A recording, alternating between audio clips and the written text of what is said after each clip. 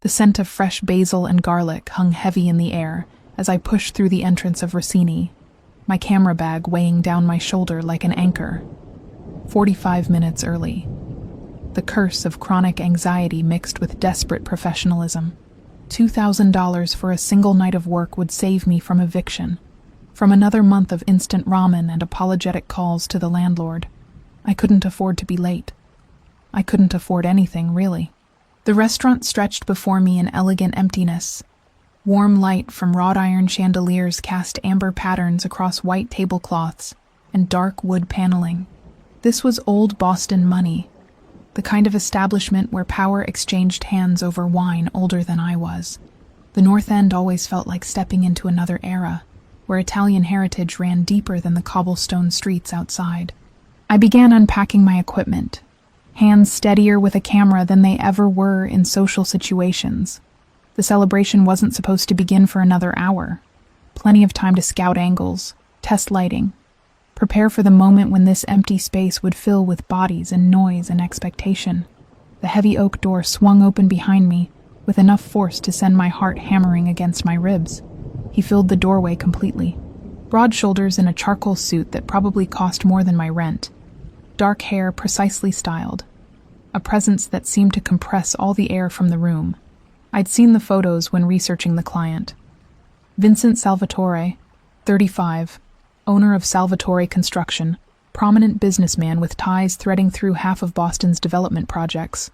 The photos hadn't prepared me for the reality of him. His eyes locked onto mine. Green, dark as forest shade, assessing me with an intensity that made my skin prickle. Not hostile, but absolutely in control. A predator who'd entered his territory to find unexpected prey. "Who are you?"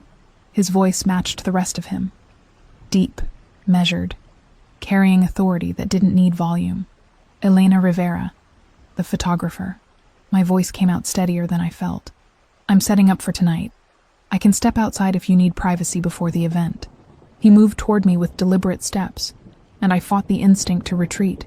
Something about the way he walked spoke of power, the kind that didn't come from money alone. He stopped close enough that I caught his cologne. Expensive, subtle, masculine. "You're early." Not quite an accusation, more an observation that demanded explanation. Habit. I wanted to scout the room, find the best positions for different shots throughout the evening. I lifted my camera slightly, as if the equipment might validate my presence. Better to arrive prepared than scramble later. The corner of his mouth shifted. Not quite a smile, but an acknowledgement. Unusual. Most people I hire show up exactly on time. Late, sometimes. Never early. I'm not most people. The words escaped before I could measure them. His eyebrow rose fractionally, and I rushed to clarify. I take my work seriously. This opportunity matters. Opportunity. He repeated the word like tasting it. Then his gaze dropped to my wrist, where the camera strap had shifted to reveal the small tattoo below my palm. A cherry blossom. Delicate pink petals falling. What's the story? My breath caught. Personal questions felt dangerous from a man whose presence already overwhelmed the space between us. My mother loved cherry blossoms. She said they reminded her that beautiful things don't last forever, which makes them worth cherishing. The admission cost me something. I got it after she passed, 2 years ago. Something shifted in his expression. The hard assessment softened at the edges. "I'm sorry for your loss." The sincerity surprised me. I'd expected dismissal, maybe polite acknowledgement. Not genuine compassion from eyes that held calculation in their depths. He reached out slowly, giving me time to pull away. When I didn't, his fingers brushed my wrist just below the tattoo. The contact sent electricity straight up my arm, raising every nerve ending to attention. His skin was warm, slightly rough. Working hands despite the expensive suit. "You're nervous," he observed, thumb resting against the pulse point that absolutely betrayed my racing heart. "Wouldn't you be?" I managed, aware that breathless wasn't the professional tone I'd intended. Standing in an empty restaurant with a client I don't know, being interrogated about personal tattoos. That earned me an actual smile. Small, but transformative. It softened the sharp edges of his face, revealed the man beneath the armor of authority. Interrogated. That's one word for conversation. His hand remained on my wrist, and he seemed in no hurry to move it. Are you nervous in general, Elena Rivera? Or specifically when I'm close? I couldn't answer. My throat had gone dry, and the professional distance I'd maintained with every client for 3 years of freelance work dissolved like sugar in rain. This wasn't appropriate. This wasn't safe.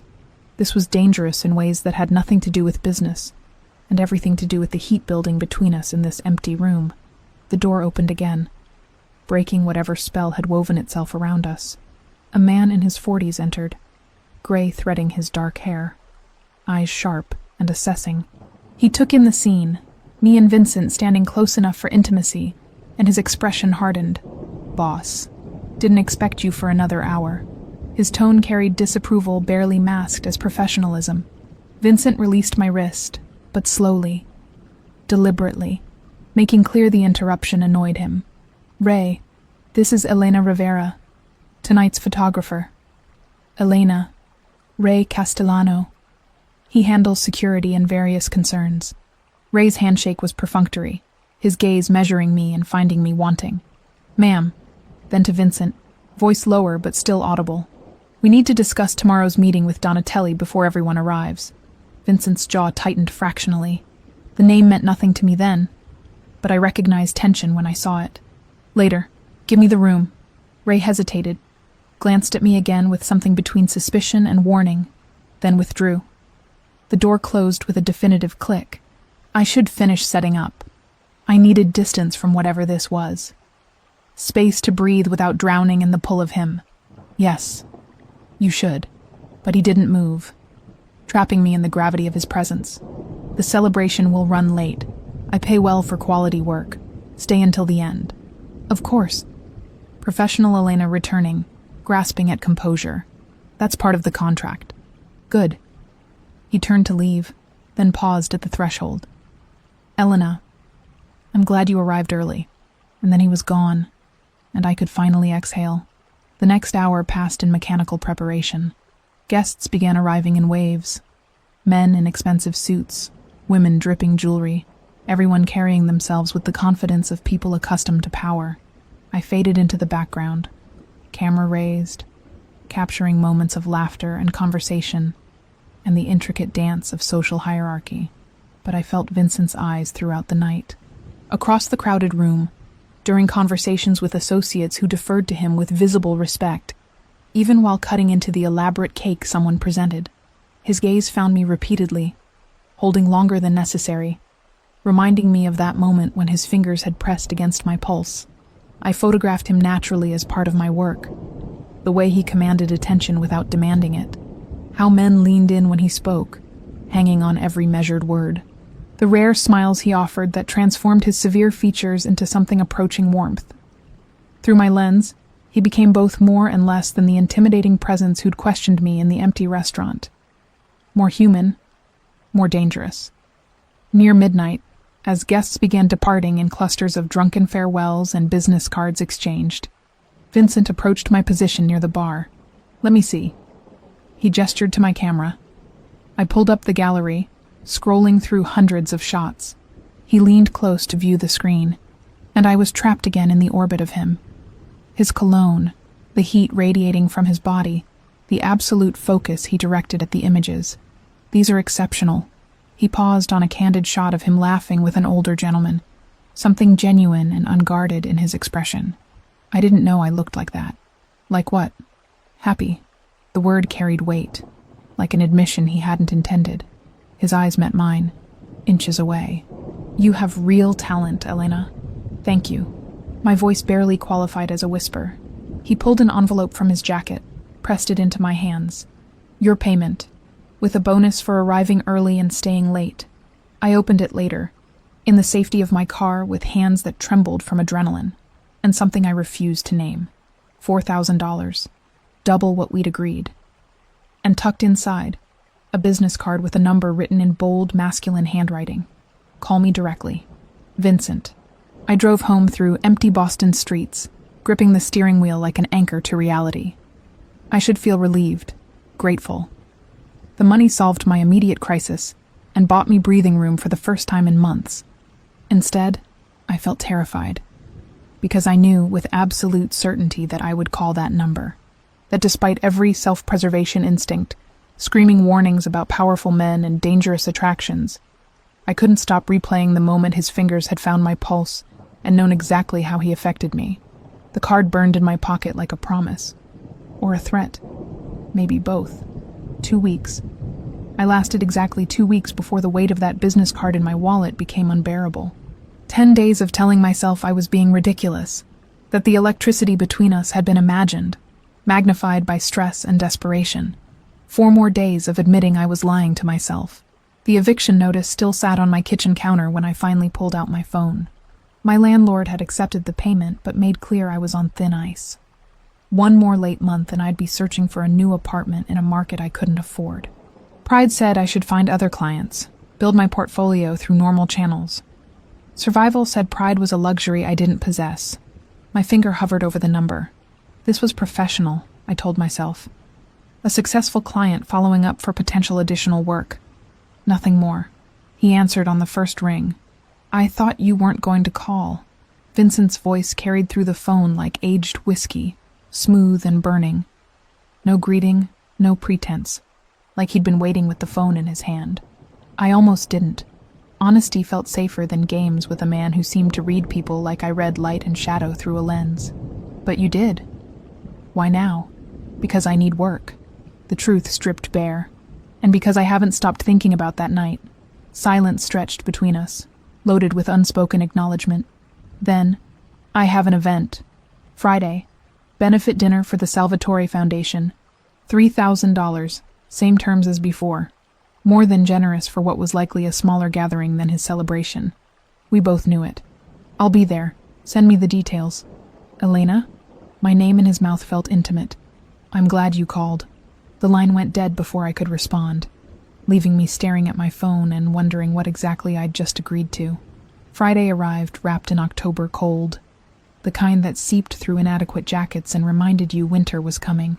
The benefit was being held at the Harbor View Hotel, a waterfront property that screamed old money and political connections. I arrived early again, unable to break the habit, and spent 30 minutes photographing the elegant setup before guests began trickling in.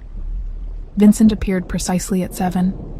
Charcoal suit again, or maybe a different one that fit his frame with the same devastating precision.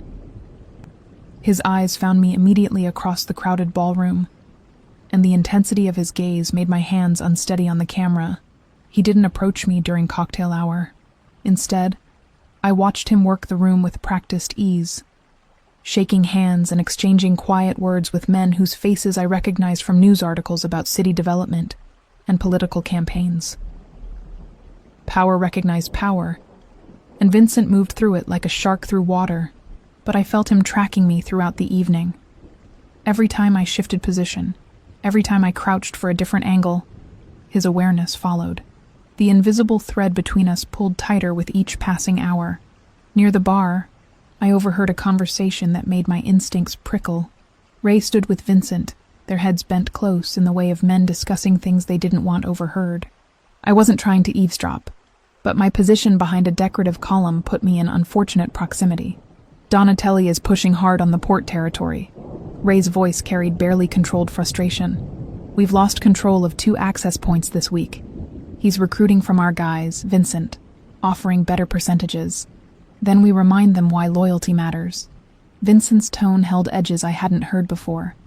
Cold, calculated, dangerous. "Tony Donatelli thinks he can take what his father couldn't. He's wrong. He's aggressive, unpredictable, not like the old man. Which makes him stupid, not strong. We'll handle it." The conversation shifted to logistics I didn't understand. Names and locations that meant nothing to me. But the tension radiating from both men spoke clearly enough. Whatever this Donatelli situation was, it wasn't simple business rivalry. I moved away before they could notice me, heart beating faster. This was the world Vincent inhabited. Not just construction and charity benefits, but territory and control, and men who spoke about violence with the same tone others used for quarterly earnings. I should have been afraid. Instead, I felt drawn deeper into the gravity of him. The benefit concluded near 11. Guests departed in self-satisfied clusters, having donated generously and networked sufficiently. I packed my equipment slowly, aware that Vincent was watching me from across the emptying ballroom. Waiting. He approached as I zipped my camera bag. "Good work tonight. Come with me. I need to review some of the shots for the Foundation's promotional materials." It was an excuse. We both knew it. The photos could be reviewed via email, through file transfers, in a dozen ways that didn't require physical proximity. But I followed him anyway, through a service corridor and up 2 flights of stairs to a private office that overlooked the harbor. The door closed behind us with a soft click that echoed like thunder. The office was masculine and elegant. Dark wood desk, leather chairs, floor-to-ceiling windows offering a view of boats bobbing in the marina below. City lights reflected off black water, creating a mirror world of illumination and shadow. "Let me see the photos." Vincent moved behind the desk, gesturing me closer. I circled around, pulling up the gallery on my camera screen. He leaned in to view it, and suddenly the desk wasn't between us anymore. We stood close enough that I felt the heat radiating from his body, smelled the cologne that had haunted my thoughts for 2 weeks.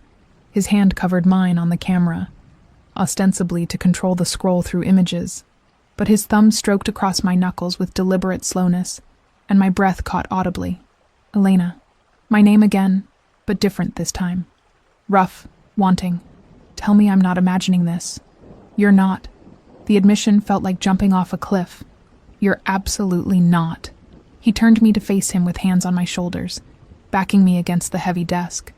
The wood pressed into my spine as he stepped close enough that our bodies almost touched. Almost, but not quite. The space between us hummed with tension. "You know what I am." Not a question. His eyes searched mine, dark and intense. "You heard us talking about Donatelli, about territory. You're smart enough to understand what that means. I know you're dangerous." My voice came out breathless. "I know I should have stayed away. I know this is probably the worst decision I could make. And yet you came. You called me. You followed me to this office." His hands slid from my shoulders down my arms, slowly, giving me every opportunity to stop him. "Why?" "Because I haven't been able to stop thinking about you since you touched my wrist. Because when I close my eyes, I feel your fingers against my pulse. Because dangerous or not, I want this." The words tumbled out uncensored, honest in ways I rarely allowed myself to be. Something flared in his expression. Heat, possession, hunger barely restrained. "Last chance to walk away, Elena. After this, everything changes." I didn't walk away. Instead, I reached up and pulled his mouth down to mine. The kiss detonated between us like a spark hitting gasoline. His hands gripped my waist, lifting me onto the desk with easy strength. I wrapped my legs around him instinctively, pulling him closer, desperate to eliminate any space between us. His mouth was demanding, consuming, taking everything I offered and silently asking for more. I tangled my fingers in his hair, disrupting the precise styling, claiming some control even as I surrendered. He groaned against my lips, the sound vibrating through both of us, and his hands slid under my sweater, finding bare skin that ignited at his touch. "God, Elena." He kissed down my throat, teeth grazing sensitive skin. "You're going to destroy me." "Good," I gasped, arching into him. "Destroy me back." His laugh was dark, promising. He captured my mouth again, deeper this time, and I lost all sense of where I ended and he began. Nothing existed except the taste of him, the feel of his body pressed against mine, the desperate need building between us. The door handle rattled. Vincent pulled back instantly, putting himself between me and the entrance like a shield. His breathing was ragged, hair disheveled from my hands, lips swollen from kissing. He looked dangerous and perfect and absolutely mine in that moment. Ray entered without waiting for permission. His expression when he saw us, me still perched on the desk with flushed cheeks and mussed hair, Vincent standing protective and possessive, flickered between disapproval and resignation. "We have a problem. The waterfront shipment. There's been an issue." Vincent's jaw tightened, but he didn't move away from me. "How serious?" "Serious enough that it can't wait." Vincent turned back to me, frustration written clearly across his features. He helped me down from the desk with gentle hands, straightening my sweater with unexpected tenderness. "Ray will take you home." "Vincent." He kissed me again, quick but searing. "This isn't over. Not even close. I'll call you tomorrow." In the car, Ray's silence felt judgmental. Finally, as we crossed into my neighborhood, he spoke. "He's not for you, you know. This world, what he does, who he is, it'll hurt you eventually. He'll hurt you, even if he doesn't want to." I stared out the window at familiar streets made strange by darkness. Maybe. But that's my choice to make, not yours. Just remember I warned you when everything falls apart. I climbed out of the car without responding, but his words followed me into my apartment. The warning should have scared me. Should have made me reconsider whatever this was with Vincent. Instead, I touched my lips, still feeling the pressure of his kiss, and knew with absolute certainty that I was already too far gone to turn back. Whatever came next, I was choosing it with eyes wide open. My phone buzzed as I unlocked my door. A text from an unknown number that I knew immediately was him. "Sleep well, Elena. Tomorrow we finish what we started." I didn't sleep well. I barely slept at all. The week that followed existed in a state of suspended tension. Vincent called the next day as promised, his voice carrying through the phone like dark silk. We talked for an hour about nothing and everything. He asked about my photography, how I'd started, what drove me to capture moments most people overlooked. I asked carefully constructed questions that danced around the obvious truth of what he really did for a living. 2 days later, he hired me again. A corporate event for Salvatore Construction. Legitimate and boring except for the fact that Vincent's eyes tracked me throughout the evening. We didn't touch, barely spoke beyond professional pleasantries, but the air between us crackled with unfinished business. The second event came 3 days after that. A ribbon-cutting ceremony for a renovated community center in Dorchester that bore the Salvatore name. Vincent gave a speech about giving back, about responsibility to the neighborhoods that built you. He looked powerful and sincere, and I captured it all through my lens, while my heart hammered against my ribs every time his gaze found mine. The texts started that night. Nothing inappropriate at first. "Thank you for the excellent work." Then gradually more personal. "What are you doing?" "Thinking about you. Can't stop thinking about you." I responded with the same cautious escalation, testing boundaries that felt simultaneously dangerous and inevitable. By the end of the week, the tension had stretched so tight I could barely breathe around it. The invitation came on a Thursday evening. Dinner at my apartment. Tomorrow night. Just us. The address followed. A high-rise in Back Bay that probably offered views most Bostonians only dreamed about. I spent Friday in a state of barely controlled anxiety. This wasn't another event with the safety of crowds and professional distance. This was deliberate, intimate, a choice I was making with full awareness of the consequences. I changed outfits 4 times before settling on a simple black dress that somehow managed to be elegant without trying too hard. My hands trembled as I applied makeup, and I had to redo my eyeliner twice. The building's lobby was all marble and modern art, staffed by a doorman who clearly recognized Vincent's name when I gave it. The elevator ride to the penthouse felt simultaneously too long and too short. My reflection in the mirrored walls, showing a woman whose eyes held equal parts anticipation and fear. Vincent opened the door before I could knock, as if he'd been waiting on the other side. He'd shed the suit jacket and tie, shirt sleeves rolled to reveal forearms that shouldn't have been as attractive as they were. His hair was slightly disheveled, and something about seeing him less perfectly composed made him more real, more accessible. "Elena." He said my name like a prayer. "Come in." The apartment was stunning. Floor-to-ceiling windows overlooking the city, hardwood floors, minimalist furniture that probably cost more than I made in a year. But what struck me most was how impersonal it felt. Beautiful, but empty, like a showroom rather than a home. "This is incredible," I managed, setting my purse on the entrance table. "It's convenient." He closed the door behind me, and suddenly the vast space felt intimate, close to everything I need. "But I don't spend much time here beyond sleeping." "Where do you spend your time?" "Working." A slight smile. "Obsessing." "Lately, thinking about a photographer who arrived early to my celebration and hasn't left my mind since." Heat bloomed in my chest. I might know her. She hasn't stopped thinking about a certain client either. He moved closer, and I held my ground, refusing to retreat even as my pulse accelerated. Before this goes further, we need to talk. Really talk. He gestured toward the dining area where the table was already set.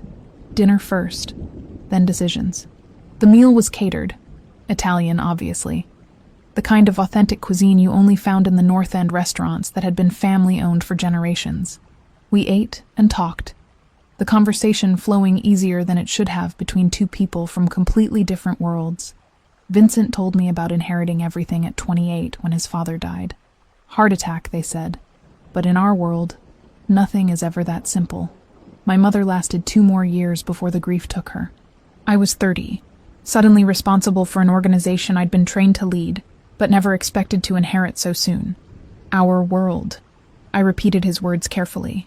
You mean the construction business? His eyes met mine, and I saw the decision form. I mean the Salvatore family organization. Construction is legitimate, profitable, and entirely legal. It's also a fraction of what we actually do. My father built an empire on territory, on control, on knowing which politicians to fund and which cops to avoid. I inherited all of it. The confirmation of what I'd already suspected shouldn't have shocked me. But hearing him state it plainly, trusting me with the truth, felt monumental. Why are you telling me this? Because I want you in my life, Elena. Not as a photographer I hire occasionally. Really in it. And that means you need to know exactly what you're choosing. He reached across the table, his hand covering mine.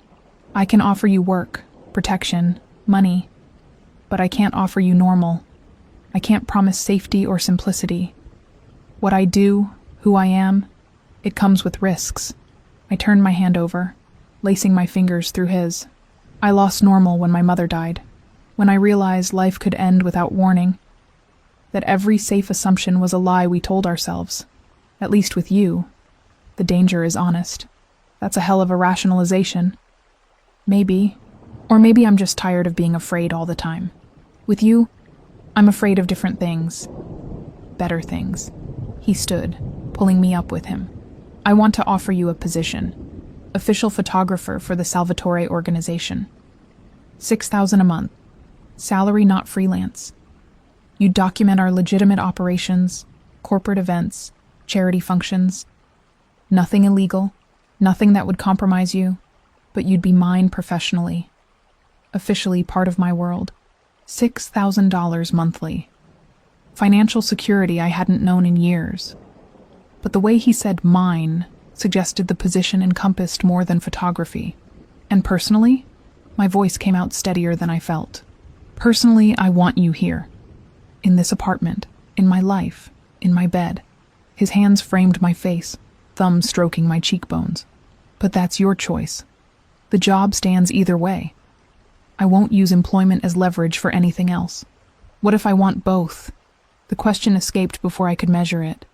Something fierce and possessive flashed in his eyes. Then take both. Take everything I'm offering. Yes. Simple. Final. Yes. To all of it. He kissed me then, and the careful restraint from the previous week shattered completely. His mouth claimed mine with hunger barely controlled, hands sliding into my hair, angling my head for deeper access.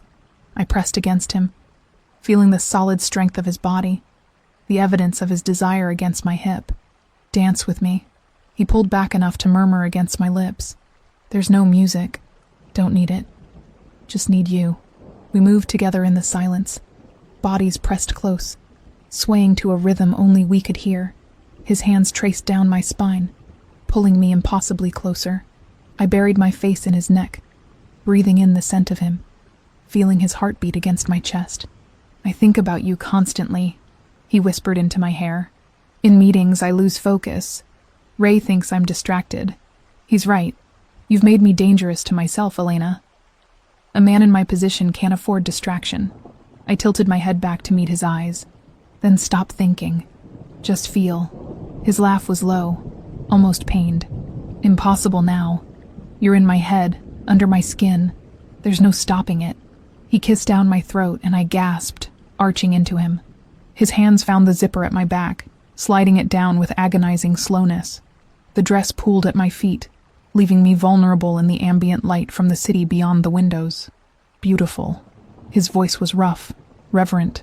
"You're so damn beautiful, Elena." He lifted me easily, carrying me through the apartment to a bedroom that managed to be both luxurious and Spartan.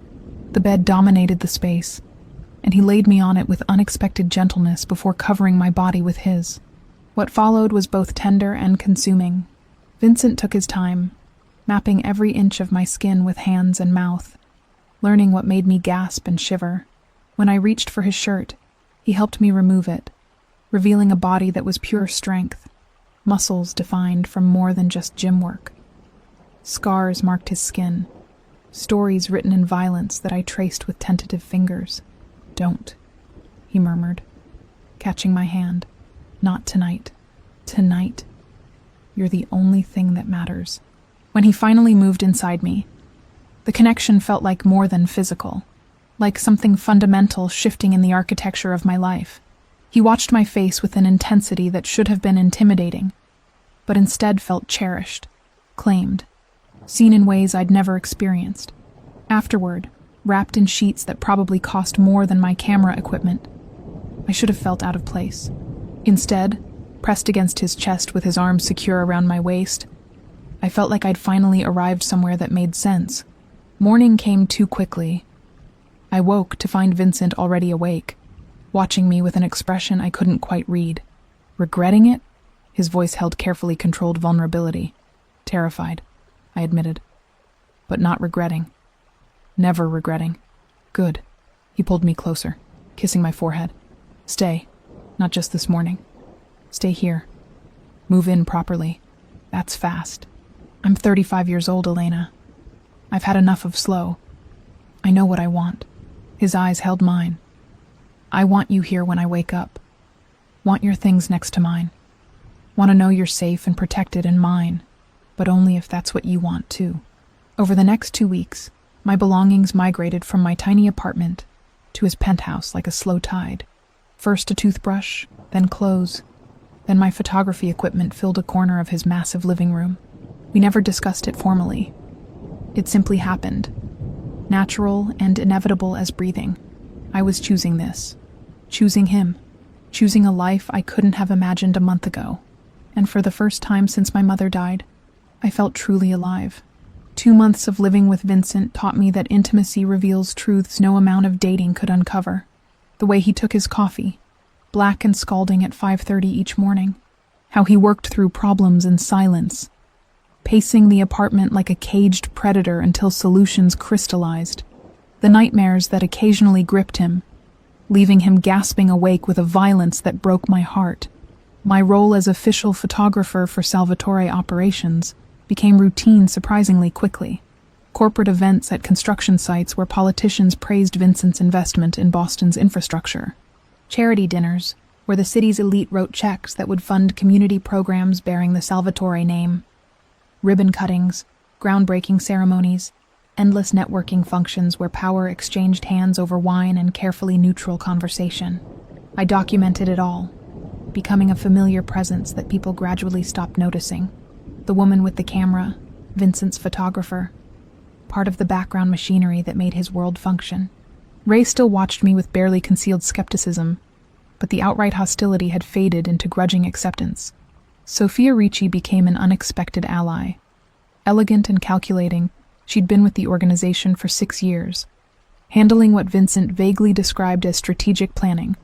Over coffee one afternoon, she laid out the political landscape with brutal honesty. Vincent has enemies, legitimate business rivals who resent his success, and less legitimate ones who want what he controls. She stirred sugar into her espresso with precise movements. The Donatelli family is the latter. They've been circling for months, testing boundaries, recruiting from our lower ranks. It's going to escalate. Vincent mentioned them. Something about territory disputes. Territory is one word for it. Tony Donatelli inherited his father's organization 2 years ago. The old man had an understanding with Vincent's father, kept things stable. Tony lacks patience and wisdom in equal measure. He thinks aggression equals strength. She met my eyes directly. Stay aware, Elena. You're visible now as Vincent's partner. That makes you a potential target. The warning should have terrified me more than it did. Instead, I felt the strange calm of having my instincts confirmed. I'd chosen this world with open eyes. Fear was inevitable, but so was the conviction that being with Vincent was worth the cost. The tension Vincent carried became more obvious once I knew to look for it. Phone calls that made his jaw tighten. Meetings that ran late into the night. Conversations with Ray that ended when I entered the room. Finally, one evening after a particularly stressful day, I confronted him directly. Tell me about Donatelli. Really tell me. We were in his home office, city lights sprawling below us like fallen stars. Vincent leaned back in his chair, studying me with an expression that calculated how much truth I could handle. The Donatelli family controls territory in Providence and parts of southern Massachusetts. My father and Carlo Donatelli divided New England between them 30 years ago. When they both died, that agreement died with them. He poured whiskey into 2 glasses, slid one across the desk. Tony Donatelli is younger, ambitious, stupid enough to think he can take Boston. He's been pushing at our operations, bribing our people, making moves on territory we've controlled for decades. What happens if he succeeds? He won't. No hesitation. Absolute certainty. But the process of stopping him will be messy, expensive, dangerous for everyone in proximity to me. I circled the desk, positioning myself between his legs, hands on his shoulders. I'm already in proximity. I chose that. Stop trying to protect me from information. His hands found my hips, pulling me closer. Protecting you is all I think about lately. It's distracting. Dangerous for a man who needs to stay sharp. Then let me help. Use me. I have skills beyond photography. I know. He kissed the inside of my wrist, right over the cherry blossom tattoo. I'm beginning to understand exactly how valuable you are, Elena Rivera. The domestic moments balanced against the underlying danger in ways that felt surreal. Morning coffee together before he disappeared into meetings. Evenings when he'd find me editing photos and pull me away from the computer, needing connection more than words. Nights when exhaustion overcame us both, and we'd collapse into bed, tangled together like we could keep the world at bay through sheer proximity. But the possessiveness that lurked beneath Vincent's careful control revealed itself at a waterfront fundraiser 3 weeks into that second month. I was photographing the event, moving through clusters of donors and politicians, when a man in his 50s approached with the confidence of someone accustomed to getting what he wanted. You're Vincent's photographer. Not a question. He stood too close, invading space with practiced ease. Beautiful work. Beautiful woman. Are you available for private commissions? The innuendo was obvious. I kept my expression neutral. I'm exclusively contracted with Salvatore Operations. You'd need to discuss additional work with Vincent directly. Maybe I will. His smile suggested he was discussing more than photography. Or maybe we could discuss it over drinks. Without involving Vincent. I don't think so. I stepped back, creating distance. Think about it. He pressed a business card into my hand. The offer stands. I felt Vincent's presence before I saw him. The temperature seemed to drop as he materialized at my side, one hand sliding possessively around my waist, pulling me against his body with unmistakable ownership. She's with me. His voice was pleasant, conversational, and absolutely lethal. Exclusively. In every possible interpretation of that word, the man's confidence evaporated. Vincent. I didn't realize. I was just admiring her work. Admire from a distance. Preferably a different zip code. Vincent's smile never reached his eyes. We're clear? Crystal. The man retreated with the survival instinct of prey recognizing a predator. In the car later, I confronted the jealousy I'd witnessed. I'm not property you can claim and mark. Vincent's hands tightened on the steering wheel. You're not property. Property gets bought. You're a choice. My choice. And I make damn sure everyone knows you're protected and claimed because in my world, that's the only thing keeping you safe. And I don't get a voice in that. He pulled the car over abruptly, turning to face me with intensity that stole my breath. You have every voice. Tell me to stop. Tell me you don't want this, don't want me. Tell me you want to walk away from everything we've built. I couldn't. The words died in my throat because they'd be lies. And we'd built this relationship on brutal honesty, if nothing else. That's what I thought. He cupped my face, thumb stroking my cheek. You're mine, Elena. I'm yours. It's not ownership. It's claiming what belongs together. The argument dissolved into desperate kissing in the front seat of his car. And later, in the privacy of the penthouse, he proved exactly how thoroughly I belonged to him, and he to me. The turning point with Ray came unexpectedly during what should have been a routine site inspection at the port. Vincent, Ray, and I had been reviewing progress on a shipping facility renovation. As we walked the docks, two men approached with the swagger of people looking for confrontation. I recognized the tension in Vincent's shoulders, the way Ray's hand drifted toward his jacket.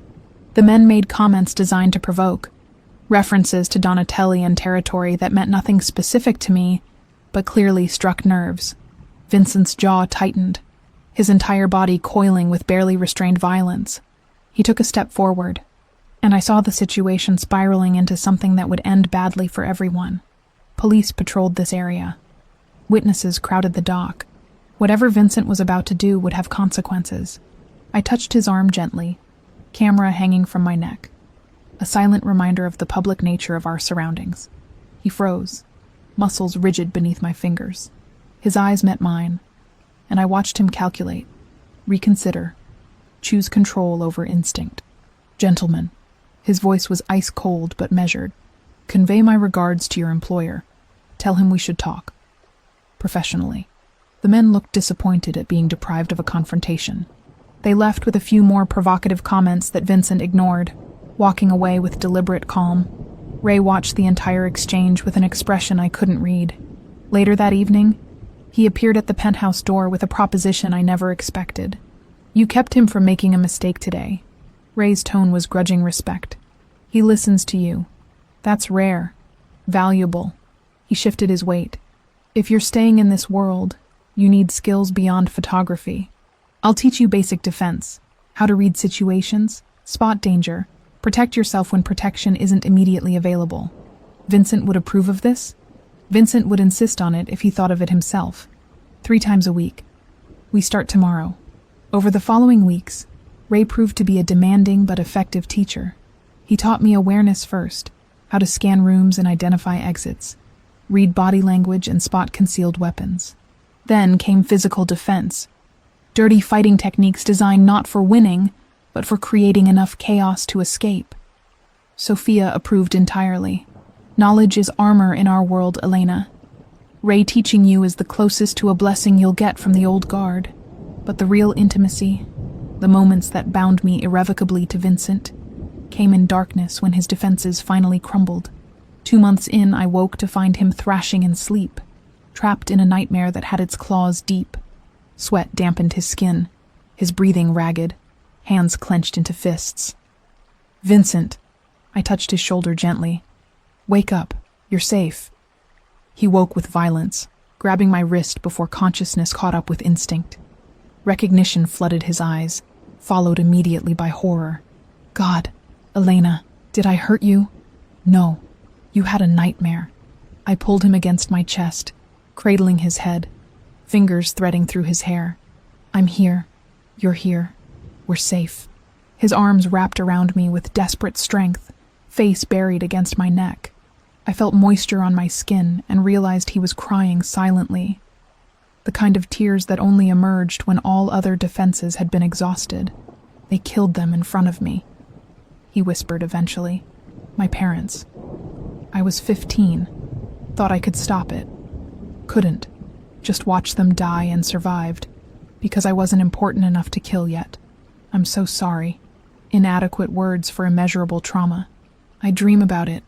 About being powerless while people I love are hurt. About you being hurt because of me, because of what I am. His voice cracked. Promise me you'll stay. Even when this gets harder. Even when you see the worst of what I'm capable of. I promise. I held him tighter. I'm not going anywhere. Not without you. We stayed like that until dawn. And something between us shifted into territory deeper than passion or attraction. This was commitment forged in vulnerability, in seeing each other's darkness and choosing to stay anyway. Lying there as light crept through the windows, listening to Vincent's breathing finally steady into sleep, I recognized the truth I'd been avoiding. I wasn't just attracted to him, wasn't just choosing adventure over safety. I loved him. Completely, irrevocably, in ways that terrified me more than any external danger ever could. The realization settled into my bones like truth, and I knew that whatever came next, this feeling would be the lens through which I experienced everything else. The escalation came in waves, each one crashing closer to our carefully constructed life. First, a shipping container scheduled for the port vanished somewhere between Providence and Boston. Vincent spent 3 days tracking it down, jaw perpetually tight, conversations with Ray conducted in clipped sentences that excluded me entirely. Then an associate, someone I'd photographed at multiple events, ended up in the hospital with injuries that the official report called a mugging. Vincent visited him privately, returning to the penthouse with murder in his eyes and silence on his lips. The graffiti appeared a week later. Crude but effective, spray-painted across the side of a Salvatore construction trailer. Threats in Italian that Vincent translated with barely controlled rage. The message was clear enough without translation. Donatelli was pushing, testing, waiting for Vincent to break. The protection that had felt reassuring 4 months ago transformed into suffocation. Security followed me to every assignment. Vincent called constantly, demanding locations and estimated return times. When I mentioned photographing a gallery opening in Cambridge, he vetoed it without discussion. "It's too exposed, too far from our territory. You're not going." The words detonated our first real fight. I found him in his office, pacing like the caged predator I'd observed months ago, an unleashed frustration that had been building for weeks. "You can't lock me away like some possession you keep on a shelf."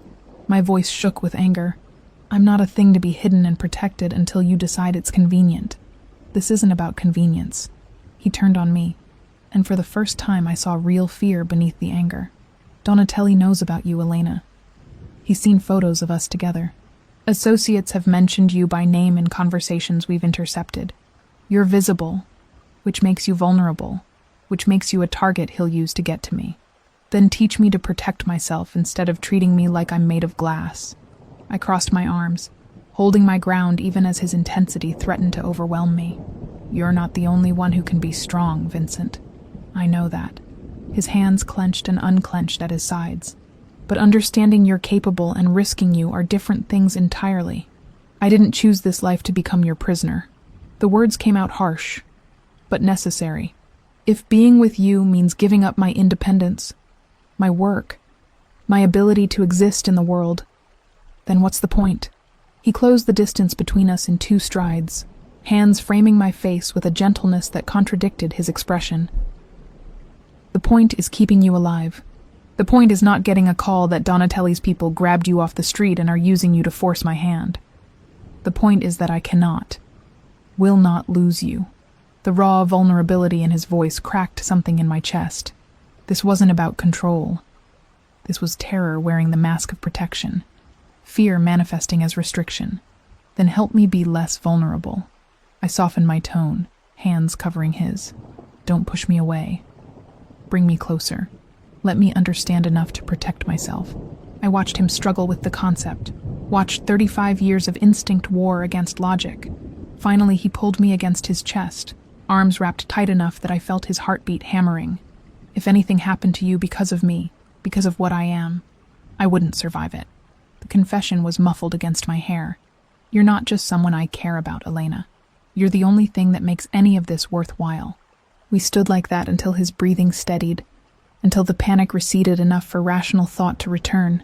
When we finally separated, something had shifted. Not resolved, but acknowledged. "Ray mentioned he's been teaching you defense." Vincent's tone suggested he'd known all along. "Good. Keep training. 3 times a week isn't enough. Make it 5. And my work? We compromise.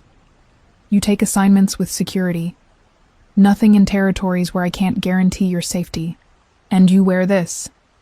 He retrieved a small box from his desk drawer, opening it to reveal a delicate silver necklace with a pendant that looked like abstract art, but probably contained technology I didn't understand. GPS tracker. Always know where you are. Always able to reach you.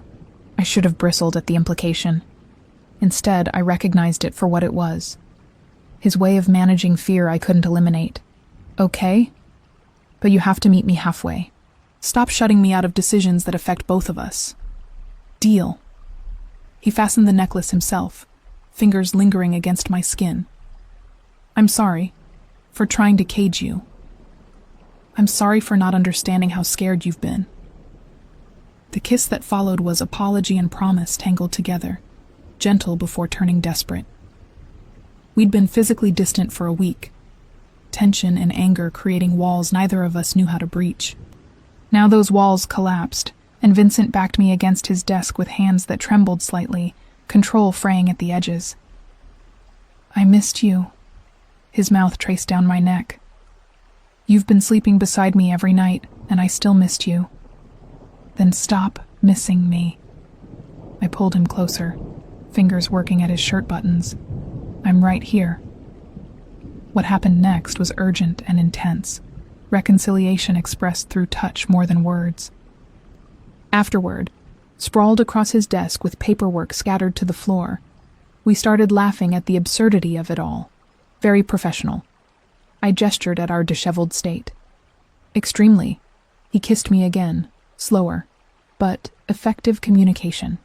The compromise extended beyond our relationship into his work. 2 days later, Vincent invited me into a strategy meeting. Ray looked skeptical, Sophia intrigued, but Vincent's expression brooked no argument. Elena stays. She's earned it. They were planning response to Donatelli's provocations. Options ranged from targeted retaliation to full territorial war. Each scenario calculated for cost and consequences. I listened, absorbing the brutal logic of a world where violence was currency and loyalty the only real protection. Finally, during a pause in discussion, I spoke. What if you attacked differently? Not his operations, but his reputation. 5 sets of eyes turned to me. Vincent gestured for me to continue. Donatelli expects violence because that's how this world operates. But you have legitimate businesses, political connections, resources he doesn't. What if you exposed his illegal operations to federal authorities? Not local police who might be compromised, but FBI, ATF, agencies that can't be bought off easily. Silence stretched as they considered. Sophia spoke first. It's clever. Uses his aggression against him, but we'd need evidence. And gathering it without exposing ourselves would be difficult. Not if you use me. I met Vincent's eyes directly. I'm a photographer. I document things. If I'm in the right places with the right equipment, I could capture evidence that looks accidental. Tourist with a camera, freelancer building a portfolio. No one would suspect. Ray shook his head immediately. Too dangerous. Puts her directly in their sights. I'm already in their sights. I kept my voice level. Vincent said they know about me. At least this way. I'm useful, instead of just vulnerable. Vincent stared at me with an expression caught between pride and terror. It could work. Donatelli meets with corrupt officials regularly, conducts business in semi-public spaces because he thinks he's untouchable. Photo evidence, properly documented and delivered to the right federal contacts, could bury him without us firing a single shot. And if she's caught? Ray pressed. If they realize what she's doing, then I come get her. Vincent's tone allowed no argument. But she's right. This approach uses our strengths against his weaknesses. It's smarter than a war that costs us people and territory regardless of who wins. The plan took shape over the following weeks. Sophia provided intelligence on Donatelli's movements and associates. Ray ensured I had equipment sophisticated enough to capture clear images from distance. Vincent taught me to recognize faces, understand which meetings mattered, how to position myself for optimal documentation without obvious intent. The work was terrifying and exhilarating in equal measure. I photographed Donatelli meeting with known criminals in restaurants, exchanging packages in parking lots, conducting business with politicians whose public platforms condemned exactly the corruption they privately embraced. Each image was insurance, evidence accumulating toward the moment we'd unleash it. Vincent struggled with every assignment, kissing me goodbye like I might not return, holding me too tight when I came back safe. But he never tried to stop me again. This was partnership, built on trust and shared risk. 2 people choosing to face danger together, rather than letting fear drive them apart. Late one night, After reviewing the latest photographs, he pulled me into his lap. "You know I love you, right? I haven't said it yet, but you have to know." The words should have shocked me. Instead, they felt inevitable, a truth we'd been dancing around for months. "I know." I kissed him softly. "I love you too. That's why I'm doing this. Why I'll keep doing it until we're safe. We're never really safe in this life. Then we're safe enough. Together." He held me through the night, and I felt the weight of everything we were building. Not just a relationship, but a future constructed from choices made in full awareness of their cost. This was love stripped of illusions, strengthened by reality rather than weakened by it. Whatever came next, we'd face it as partners, as equals, as two people who'd chosen each other despite every logical reason to walk away. The photograph that changed everything was supposed to be routine. 3 weeks of careful documentation had yielded damning evidence against Donatelli's organization. Meetings with corrupt officials, exchanges of cash, conversations with known criminals, all captured through my lens with professional detachment. One more assignment. One final piece of evidence showing Tony Donatelli personally meeting with a state senator whose anti-corruption platform was apparently performance art. The restaurant was public enough to feel safe. North End, midday, tourists everywhere. I positioned myself at an outdoor cafe across the street, camera equipped with a telephoto lens that could capture clear images without obvious intent. Just another photographer documenting Boston's historic Italian district. I got the shots. Donatelli and the senator, heads bent close over wine and what looked like an envelope changing hands. Perfect. Incriminating. Exactly what we needed to complete the case the FBI would find impossible to ignore. I didn't notice the man watching me until too late. A worker from one of the restaurants. Someone forgettable and beneath notice. But his eyes tracked my camera, followed the angle of my lens, and his expression shifted from curious to alarmed. He pulled out his phone, and I knew with sinking certainty that I'd been compromised. I packed my equipment quickly, trying not to appear rushed. The GPS tracker hung around my neck, Vincent's gift and protection, suddenly feeling like the only thing tethering me to safety. I headed for my car, parked 2 blocks away, aware of the man still on his phone behind me. They took me on Hanover Street in broad daylight. A van pulled alongside just as I reached for my car door. 2 men emerged with practiced efficiency. No weapons visible, nothing that would alarm the tourists streaming past. Just hands gripping my arms with bruising strength, voices speaking calm instructions that promised violence if I resisted. "Don't scream. Don't fight. Get in the van." I thought about Ray's training, the defensive moves he'd drilled into me over months. But there were 2 of them, both larger and clearly experienced. Fighting would only ensure witnesses saw a struggle, might get someone else hurt trying to help. The camera bag was stripped from my shoulder. My phone disappeared from my pocket. They pushed me into the van's dark interior, and the door slammed shut on the sunlit street. The GPS tracker. Vincent would know. He'd find me. I clung to that certainty as zip ties secured my wrists, and a blindfold blocked my vision. The drive lasted maybe 20 minutes, filled with turns designed to disorient.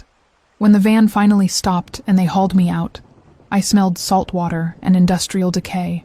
The warehouse was exactly what I'd expected from every crime thriller I'd ever seen. Concrete floors, exposed beams, the kind of abandoned space that existed in every city's forgotten corners. They sat me in a metal chair and secured my ankles, leaving me bound and blind in echoing emptiness. Footsteps approached from somewhere to my left. The blindfold was removed roughly, and I blinked against sudden light. Tony Donatelli stood before me, younger than I'd expected from the photographs. Early 30s, handsome in a way that probably charmed people before they understood what lurked beneath the surface. Elena Rivera. He spoke my name like we were old friends. Vincent's photographer, his woman, the person who's been very busy documenting things that don't concern her. I said nothing. Ray had taught me that too. Silence as defense, giving nothing away through words. "We found your camera. Interesting work. Very thorough." He circled me slowly, predator assessing prey. "Vincent's getting creative, using you as his spy. That's either brilliant or desperate. I haven't decided which. He's brilliant. The words escaped before I could stop them. And you're already finished. You just don't know it yet. His laugh was sharp. Confident. I like that. Let's see how long it lasts. He crouched to my eye level, close enough that I smelled expensive cologne and underlying menace. You think he loves you? Really loves you? You're convenient, Elena. A pretty distraction. Useful for the moment. But men like Vincent, like me, we don't love. We acquire. We use. When you stop being useful, you'll disappear like everyone else who outlived their purpose. You don't know him. My voice stayed steadier than I felt. You don't know anything about us. I know he's going to trade everything for you. Territory, evidence, his entire strategic advantage, all for one woman who'll be dead in a few years anyway because proximity to us kills everyone eventually. He stood, bored with conversation that wasn't yielding results. We'll see how much you're worth. 24 hours. Then you stop being leverage and start being a message. Hours blurred together in that warehouse.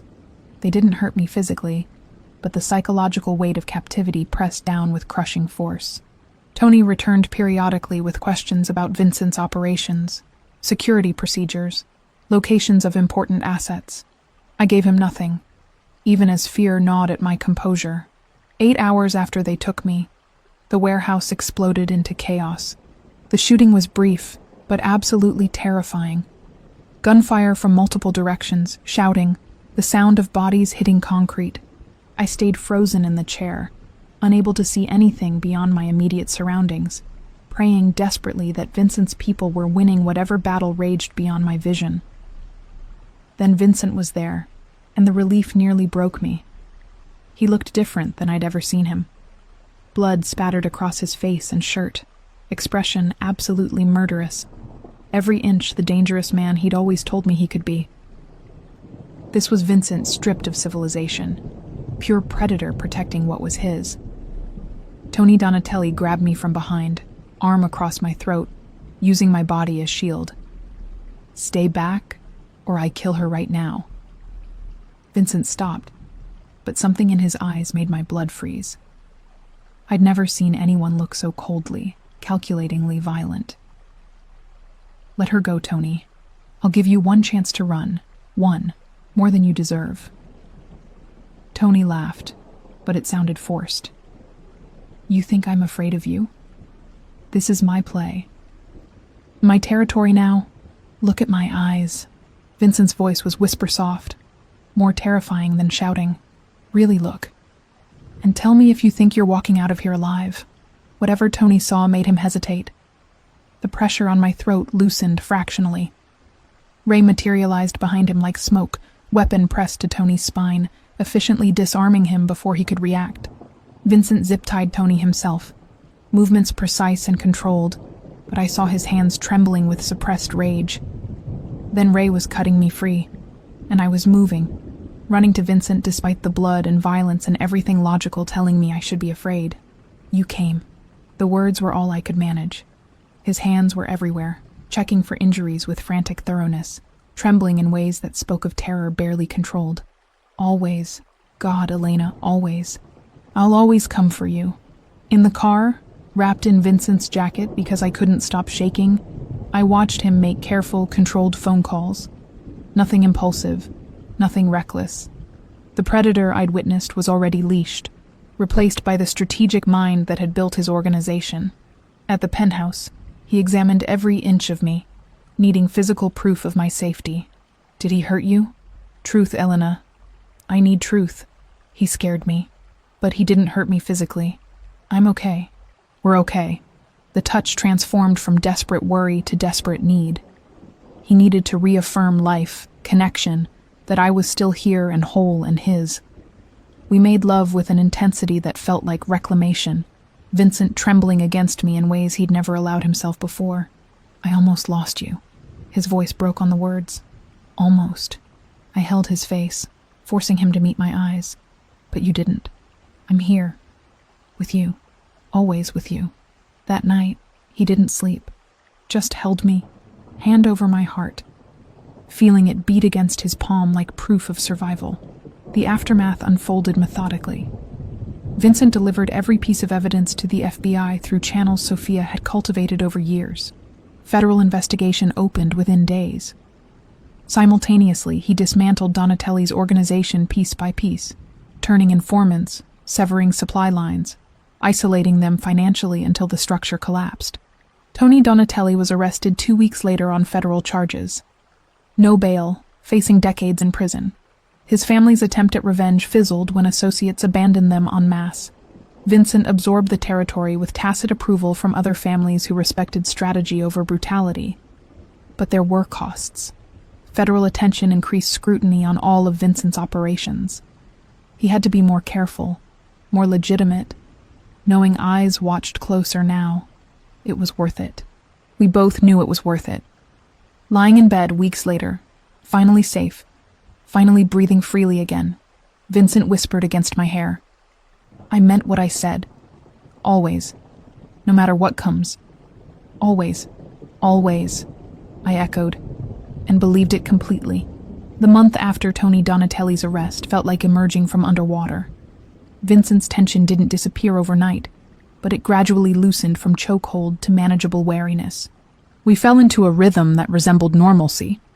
If normalcy could include federal investigations hovering at the periphery, and the knowledge that violence was always one wrong move away, the nightmares that had plagued Vincent irregularly became nightly visitors for a week after the warehouse.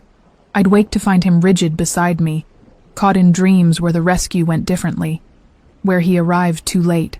I learned to wake him gently, anchor him back to reality with touch, and whispered reassurances that I was alive, whole, still breathing beside him. One night, after I'd calmed him from particularly vicious dreams, we lay tangled together in the darkness of the penthouse bedroom. City lights filtered through floor-to-ceiling windows, painting everything in shades of silver and shadow. His fingers traced lazy patterns across my shoulder, and the silence felt comfortable rather than heavy. I love you. The words emerged quiet but absolute, no hesitation or uncertainty coloring them. I've been trying to find the right moment to say it, but there isn't one. There's just truth. I love you, Elena. Completely. Desperately. My breath caught, despite expecting this for months. Knowing and hearing were entirely different experiences. I love you too. So much it scares me sometimes. He shifted to look at me directly, propping himself on one elbow. Good. Fear is healthy. Keeps us careful. His thumb traced my lower lip. But never be afraid of this. Of us. Everything else is uncertain. But this is the one thing I know absolutely. You're sure? Even after everything? After what I put us through with Donatelli? You didn't put us through anything. You saved us. Saved me from becoming the kind of man who solves everything through violence. He kissed me softly. You made me think differently. Fight smarter. I love you for that, and 1,000 other reasons I couldn't list if I tried. The conversation shifted naturally to futures we'd avoided discussing explicitly. Vincent wanted out. Not immediately, not recklessly, but deliberately over the next 5 years. Transfer operations to trusted people. Invest heavily in legitimate businesses. Build something that wouldn't require constantly looking over his shoulder. For us, he said, hand resting possessively on my hip. I want a life where I don't fear every phone call might be telling me you've been hurt because of what I am. Where we can build something real without constantly defending it from people who want to destroy it. That's possible? Actually possible? It'll take time. Money, strategy, careful planning. Some operations can't just be abandoned without consequences. But yes, possible. If that's what you want too. It's what I want. I want you. I want us to have a future that's more than just surviving. He pulled me on top of him, hands framing my face with tenderness that still surprised me months into this relationship. Then we build it. Together. However long it takes. We made love slowly that night, sealing promises with our bodies that words couldn't fully capture. This was commitment beyond attraction. Partnership forged through shared trauma, and emerging stronger for it. Sofia's reappearance the following week came with unexpected news. We met for coffee at her suggestion, a North End cafe that served espresso strong enough to rewire your nervous system. She looked different. Not physically, But something in her expression had shifted toward openness I hadn't seen before. "I'm leaving the organization." She stated it plainly, no preamble. Not dramatically, not burning bridges, but I'm transitioning out over the next year, starting a legitimate consulting business. Strategy, negotiation, the skills I've developed applied legally. Because of what happened with me? Partially. You showed it was possible to use intelligence over force, to win without becoming monsters. She stirred sugar into her espresso with precise movements. But mostly because I'm tired, Elena. Tired of the constant vigilance, the moral compromises, the knowledge that I'm one wrong decision from prison or worse. Vincent changing gave me permission to consider changing too. He'll be glad to know that. He worries about the people under him, what staying in this life costs them. He's always worried about that. It's what makes him different from men like Tony Donatelli. She met my eyes directly. You're good for him. For all of us. Don't let anyone convince you otherwise. The friendship that had been forming solidified in that moment. We talked for 2 hours about futures neither of us had imagined possible months ago. Two women extracting themselves from a world that didn't easily release its grip. The challenge from Vincent's New York family came 3 weeks into that 7th month. A formal dinner at an exclusive Back Bay restaurant. The kind of meeting that was mandatory rather than optional. Vincent's cousins, 3 brothers who ran Salvatore operations in New York, wanted to discuss the Boston situation and its implications for the larger family. Vincent brought me despite Ray's suggestion that I stay home. She's my partner. They need to understand that clearly. The dinner was performatively cordial. Expensive wine, discussion of legitimate business ventures, careful avoidance of anything explicitly illegal. But tension hummed beneath every exchange, particularly from Luca Salvatore, the eldest cousin and de facto leader of the New York branch. You've made interesting choices recently, Vincent. Luca's tone suggested interesting was not complimentary. Using federal authorities against Donatelli. Very creative. Also very risky. It worked. Donatelli's in prison, his organization dismantled, and we absorbed his territory without losing a single person. I call that successful strategy. Or you're becoming soft, domesticated. Luca's gaze slid to me with barely concealed dismissal. A photographer. Interesting choice of companion. Does she photograph all your business transactions, or only the legitimate ones? The insult was deliberate, designed to provoke. I felt Vincent's hand tighten on his wineglass, watched calculation flicker behind his eyes. But before he could respond, I spoke. I photograph what matters. Moments of genuine connection. Power used intelligently rather than brutally. Men secure enough to value strategy over posturing. I held Luca's gaze steadily. It's fascinating work, though I imagine it would be boring to photograph men who mistake aggression for strength. Silence fell across the table. Luca's expression hardened, but one of his brothers fought a smile. Vincent's hand found mine under the table, squeezing with pride and possession in equal measure. Elena is my partner. Vincent's voice was pleasant, conversational, and absolutely lethal. In every sense that matters. Questioning my choices is questioning my judgment. My judgment eliminated Donatelli while you watched from New York and did nothing. Question me again, and we'll have a very different conversation about who's running things effectively. The brothers exchanged glances. Whatever test this had been, Vincent had passed it decisively. The dinner concluded with forced cordiality, but the message was clear. Vincent's authority was absolute, and I was under his protection in ways that extended beyond personal relationship. In the car heading home, I felt something shift inside me. For months, I'd been adapting to Vincent's world, learning its rules, trying to survive in territory that wasn't native to me. But tonight, I'd claimed space in it. Not as an appendage to Vincent, but as someone with my own power, my own voice. At the penthouse, I pushed Vincent against the door the moment it closed behind us, kissing him with hunger that had been building all evening. That was incredible. The way you defended me. Always. His hand slid down my back, pulling me flush against him. You're mine to defend, mine to protect, mine in every way that matters. Show me. I bit his lower lip gently. Show me exactly how much I'm yours. Something fierce flared in his eyes. I pulled him toward the bedroom, but halfway there I changed direction.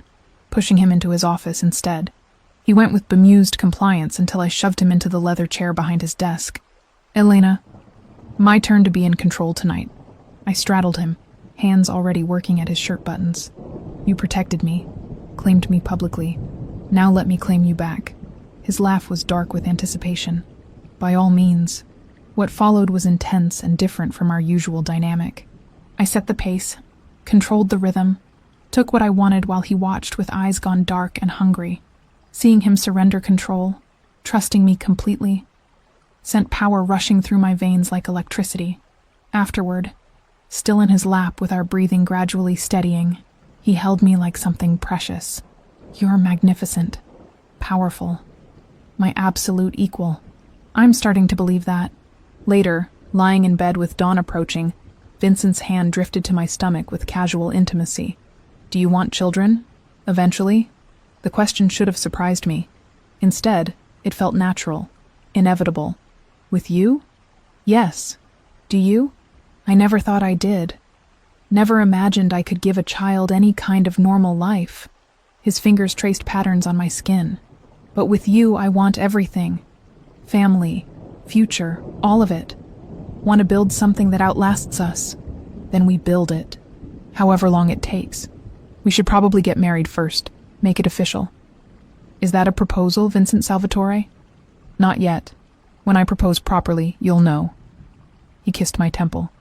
"But soon. Very soon." The conversation drifted to practical considerations. We'd stop preventing pregnancy, let nature take its course without pressure or expectation. If it happened, we'd face it together. If it took time, we had time now that Donatelli was finished. Sleep found us tangled together, and I dreamed of futures that felt suddenly, surprisingly possible. A life beyond survival. A family built on choice rather than obligation. Love strong enough to transform the darkness Vincent had inherited into something different. Something better. Morning light woke me to find Vincent already awake, watching me with an expression of such tenderness it made my chest ache.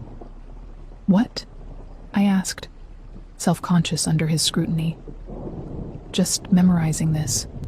You, here, safe, happy, mine." He pulled me closer. "I love you, Elena Rivera, more than I have words for. I love you too. More than seems wise or safe. Best kind of love."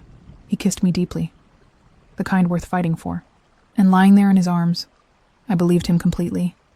2 months slipped past in a peace I'd never experienced before.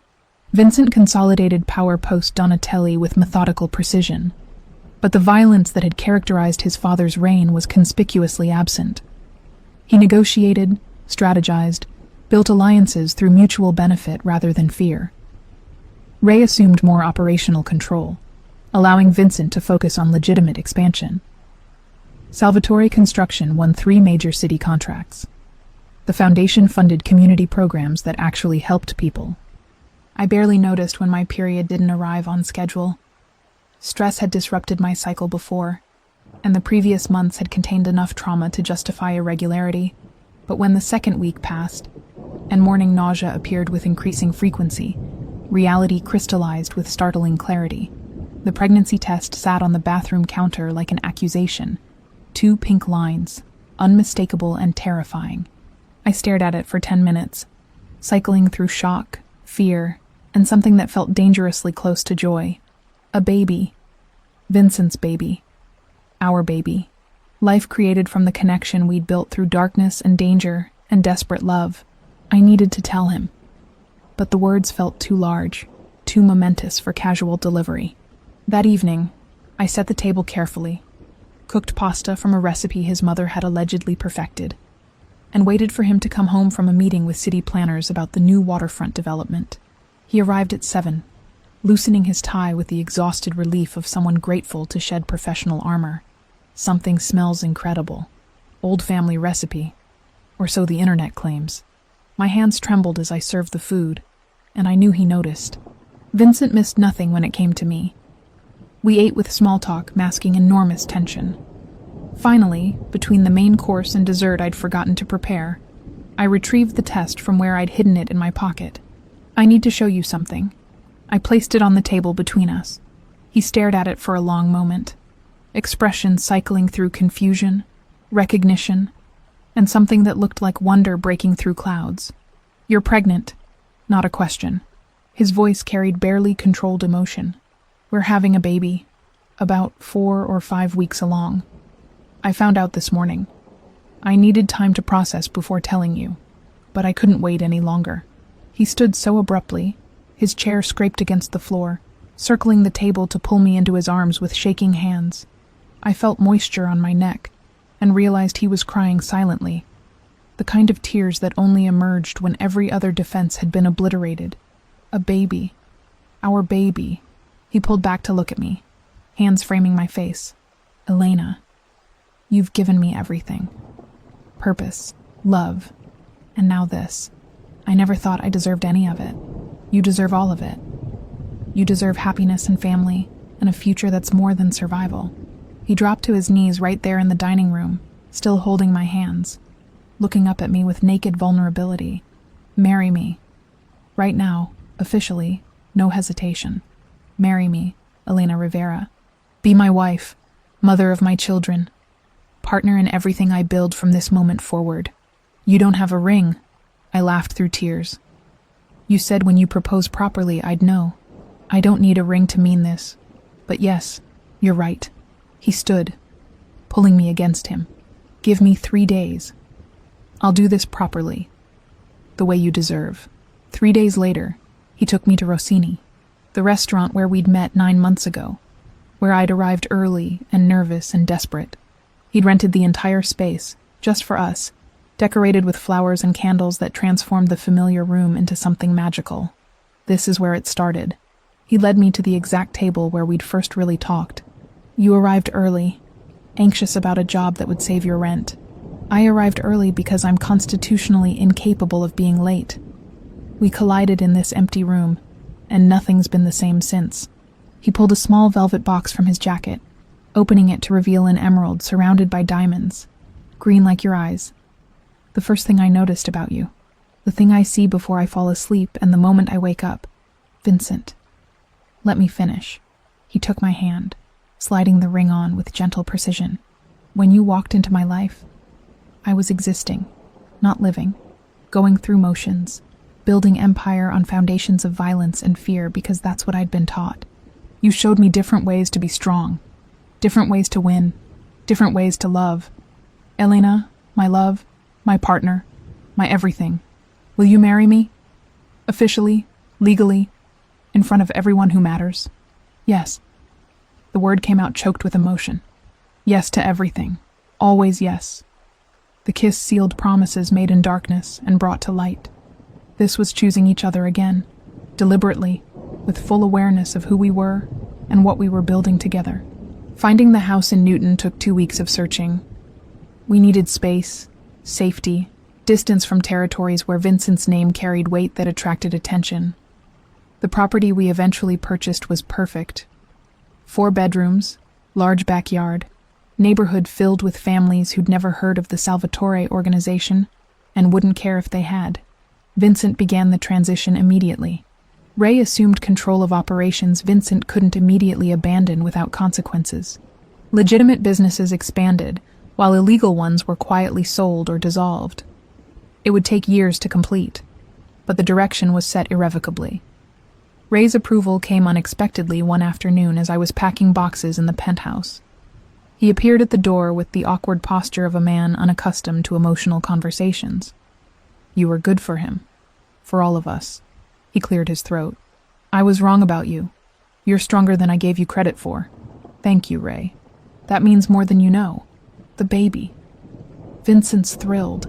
Can't stop talking about it in meetings, driving everyone crazy. A rare smile crossed his scarred face. "He'll be a good father. Better than his own. You'll make sure of it." Sophia threw herself into wedding planning with enthusiasm that surprised both of us. "Small ceremony," she insisted. "Intimate. Just people who genuinely mattered rather than obligatory guests performing loyalty." "You're getting out too?" I asked during a planning session that involved more wine than actual planning. "Gradually, like Vincent. Building something legitimate, something I can be proud of when I'm old enough to care about legacy. She raised her glass. To new beginnings. To women smart enough to know when to walk away from easy money and toward harder happiness. We drank to that. To futures neither of us had dared imagine possible. The wedding happened 6 weeks later. Small ceremony in the Newton house's backyard. Fall leaves providing natural decoration more beautiful than anything we could have arranged. Ray stood as Vincent's best man with surprising sentimentality. Sophia served as my maid of honor, elegant and teary-eyed in ways I'd never seen before. Vincent looked devastating in a simple black suit, eyes locked on me as I walked toward him through falling leaves. The vows were traditional, but felt revolutionary, spoken between two people who'd chosen each other, despite every logical reason to walk away. I take you, Elena, as my wife, my partner, my equal. I promise to protect without suffocating, to love without possessing, to build with you a life worth more than anything I inherited or fought for. You are my choice. Today, and every day after. My own vows barely made it through the tears. I take you, Vincent, exactly as you are. Past, present, future. I choose the danger and the safety, the darkness and the light. You are my home, my heart, my always. 2 months later, visibly pregnant now with a small bump that Vincent touched constantly with reverent wonder, we moved into the Newton house completely. The penthouse was sold to developers. That chapter closed definitively. One evening, I found Vincent kneeling beside where I lay on the couch, hands resting gently on my stomach. He was talking to the baby, voice low and tender in ways only I ever witnessed. Your father's going to do everything differently for you. You'll have choices. Freedom. Love that doesn't come with conditions or costs. His thumb traced gentle circles. You'll know your grandparents through stories. Know that everything good I built came from your mother showing me better ways to be strong. I ran fingers through his hair, heart so full it physically ached. Our baby already has everything that matters. Us. This. He looked up at me, eyes bright with unshed tears. I love you more than life itself, more than power, more than everything I thought mattered before you arrived early to my celebration and changed my entire world. Show me. I pulled him up beside me, mindful of the gentle swell between us. Show me exactly how much. He kissed me with tenderness that had replaced our earlier desperation, hands cradling me like something precious. We made love slowly, carefully, his attention split between my face and the baby growing between us.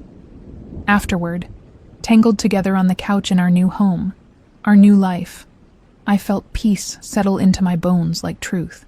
This was what we'd fought for. This moment of perfect ordinariness made extraordinary by the journey that brought us here. On the mantel sat 2 framed photographs. The first showed us at Rossini on the night of his proposal, smiling at each other with expressions of pure joy. The second was our first ultrasound. Grainy black and white image of the tiny life we'd created. My camera rested on the nearby table, ready to capture whatever came next.